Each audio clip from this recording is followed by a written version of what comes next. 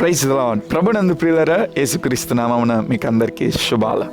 నేటి వాగ్దానం బైబిల్ గ్రంథం నుంచి మనందరి కొరకు సామెతల గ్రంథం 8వ అధ్యాయం 14వ వచనం. అక్కడ యేసు ఎలాగంటున్నారు, ఆలోచన చెప్పుటయు లెస్స జ్ఞానము నిచ్చుటయు నా వశము, జ్ఞానాధారము నేనే. Praise the Lord. హల్లెలూయా.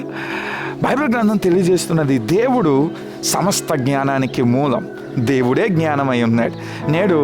నిన్నటి దినంలో నేను ఒక న్యూస్ చూస్తూ చాలా బాధ చెందాను.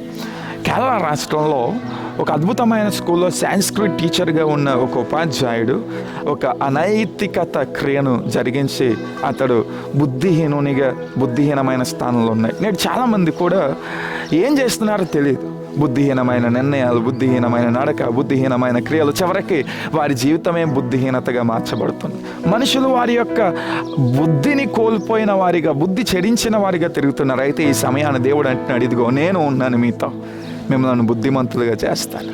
మిమ్మల్ని బుద్ధిమంతులుగా చేసి అనేకులను కట్టేవారిగా, అనేకులను ఆశీర్వాదకరమైన మార్గంలో నిలబెట్టేవారిగా, మీ జీవితాలను కట్టుకునేవారిగా, మీ కుటుంబాలను కట్టుకునేవారిగా, మిమ్మల్ని అద్భుతమైన భవిష్యత్తు దిశగా నడిపించుకునేవారిగా నేను మారుస్తానంటున్నాడు. బుద్ధి మనలను, జ్ఞానము మనలను పాపం నుంచి తప్పిస్తుంది. జ్ఞానము మనలను ఎలాగున కొనసాగాలో తెలియజేస్తుంది. జ్ఞానము మనలను బుద్ధిహీనులుగా కాకుండా బుద్ధిమంతులుగా నిలబెడుతుంది. ఈ దినమున మరట్టి జ్ఞానమునిచ్చి నిన్ను విజయ వీరునిగా, నిన్ను సమస్యలను జయించిన వానిగా, నిన్ను సవాళ్ళను జయించిన వానిగా, పాపాన్ని జయించిన వానిగా నిలబెట్టడానికి యేసు ఇష్టపడుతుండగా ఆయన దగ్గరికి వస్తారా?